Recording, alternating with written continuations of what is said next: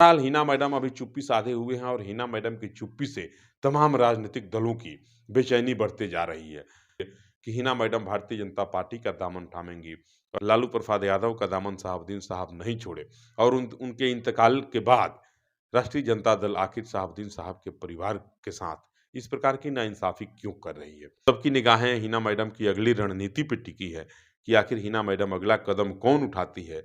जो कदम हिना मैडम उठाएंगी हम लोग उनके साथ रहेंगे। कि राष्ट्रीय जनता दल और मोहम्मद शहाबुद्दीन साहब के परिवार के बीच जो दूरी बढ़ी है, शायद तेजस्वी प्रसाद यादव जब सिवान आएंगे तो शहाबुद्दीन साहब की पत्नी हिना साहब से उनकी मुलाकात होगी। लोकसभा चुनाव की सरगर्मी लगातार बढ़ रही है। तमाम दलीय और निर्दलीय उम्मीदवार जो हैं अपने-अपने संभावित क्षेत्रों का दौरा कर रहे हैं, लोगों से मिल रहे हैं और अपने-अपने पक्ष में लोगों को रिझाने का प्रयास अभी से ही प्रारंभ कर दिए हैं। बहरहाल इलेक्शन कमीशन के द्वारा अभी तक तो न तो आचार संहिता लागू किया गया है, न लोकसभा चुनाव के तारीखों की घोषणा की गई है।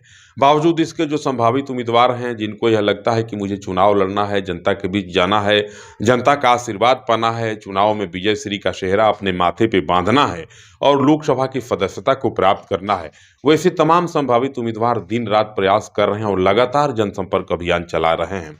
सिवान की राजनीतिक तापमान भी लगातार बढ़ते जा रही है। सिवान के जो संभावित उम्मीदवार हैं, भले वे दलीय हों या निर्दलीय हों, तमाम लोगों के द्वारा जनसंपर्क लगातार तेज किया जा रहा है।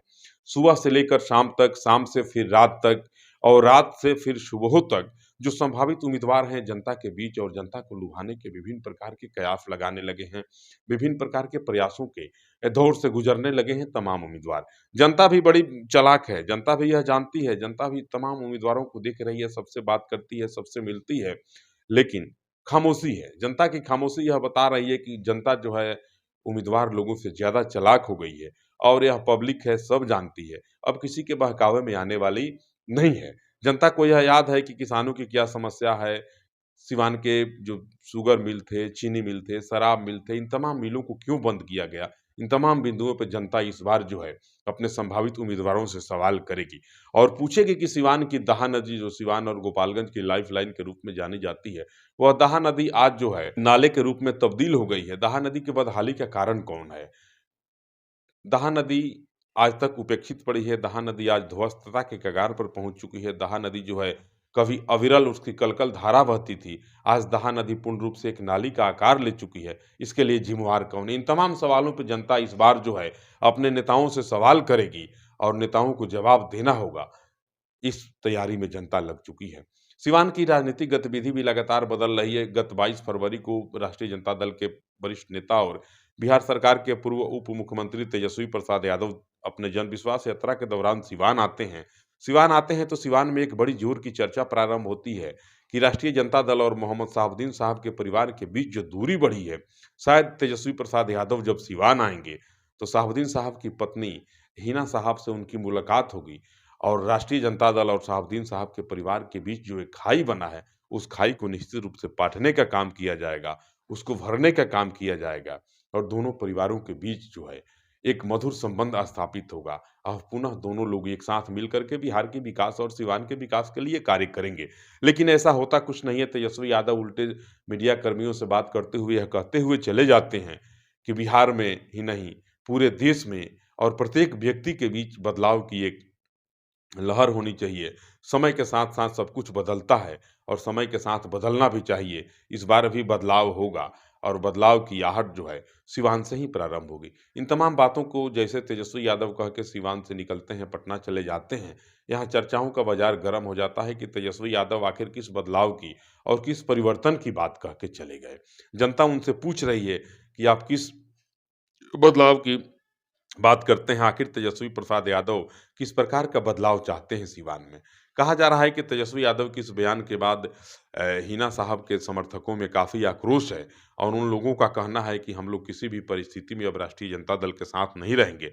सबकी नज़रें जो हैं हिना साहब के उस डिसीजन पे टिकी है, उस निर्णय पे टिकी है कि उनका बेटा उसामा जब उम्रा करके बाहर से आ जाएँगे और हिना मैडम अपने पुत्र के साथ बैठ कर के राय करेंगी कि उनकी अगली रणनीति क्या होती है। सबकी निगाहें हिना मैडम की अगली रणनीति पे टिकी है कि आखिर हिना मैडम अगला कदम कौन उठाती है। जो कदम हिना मैडम उठाएँगी, हम लोग उनके साथ रहेंगे और उनको इस बार किसी भी ढंग से लोकसभा में चुनाव जिता कर के भेजेंगे। बहरहाल मामला जो हो तेजस्वी यादव के आने के बाद जो राजनीतिक सुगबुगाहट, जो राजनीतिक तापमान एक सिवान में बढ़ा है, उसे इनकार नहीं किया जा सकता है। ख़ास करके अल्पसंख्यक समाज के लोगों में काफ़ी आक्रोश देखा जा रहा है और लोगों का कहना है कि जब तक शहाबुद्दीन साहब ज़िंदा थे, तब तक वे राष्ट्रीय जनता दल के साथ रहे और राष्ट्रीय जनता दल के लिए शहाबुद्दीन साहब जीते थे और राष्ट्रीय जनता दल के लिए ही मरते थे।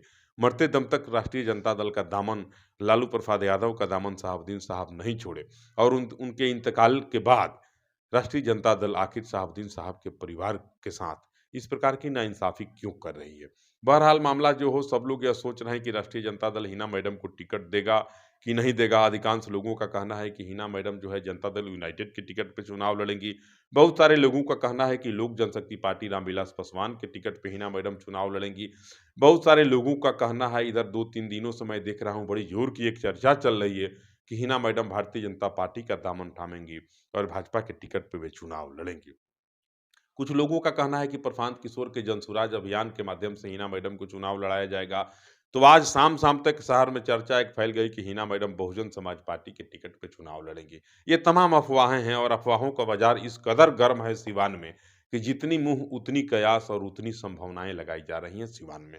बहरहाल हिना मैडम अभी चुप्पी साधे हुए हैं और हिना मैडम की चुप्पी से तमाम राजनीतिक दलों की बेचैनी बढ़ते जा रही है। सब लोग जान रहे हैं कि हिना मैडम जिधर जाएँगी उधर एक संप्रदाय का एक समूह का वोट निश्चित रूप से जाएगा और वह वोट निर्णायक होगा साबित सिवान में। जिधर जाएँगी हिना मैडम, उनके संप्रदाय के लोग, उनके समूह के लोग, ख़ास करके अल्पसंख्यक समाज के लोग जो है, हिना मैडम के साथ रहेंगे और अल्पसंख्यक समाज के वोटर जहाँ रहेंगे, वह वोट निर्णायक बन जाएगा। सबकी निगाहें हिना मैडम पर टिकी हैं और हिना मैडम को सब लोग देख रहे हैं कि आखिर हिना मैडम क्या ऐलान करेंगी और किस दल के साथ जाएँगी, किस दल के टिकट पे चुनाव लड़ेंगी या फिर निर्दलीय लड़ेंगी। बहरहाल मामला जो हो लेकिन राजनीतिक तापमान सिवान का लगातार बढ़ते जा रहा है। जैसे तेजस्वी यादव कह के चले गए कि सिवान में बदलाव होगा और पूरे बिहार में बदलाव होगा। जब तक बदलाव नहीं होगा तब तक विकास की एक नई शुरुआत नहीं होगी। तेजस्वी यादव की इन बातों के बाद सिवान में एक नया विवाद प्रारंभ हो गया है और हिना मैडम के जो समर्थक हैं तेजस्वी यादव के इस बयान को बड़ी गंभीरता से ले रहे हैं और इस बयान की चारों तरफ निंदा भी हो रही है। बहरहाल आप मुझे मेरे पेज पे देख रहे थे, वीडियो को लाइक, कमेंट और शेयर करेंगे। नमस्कार।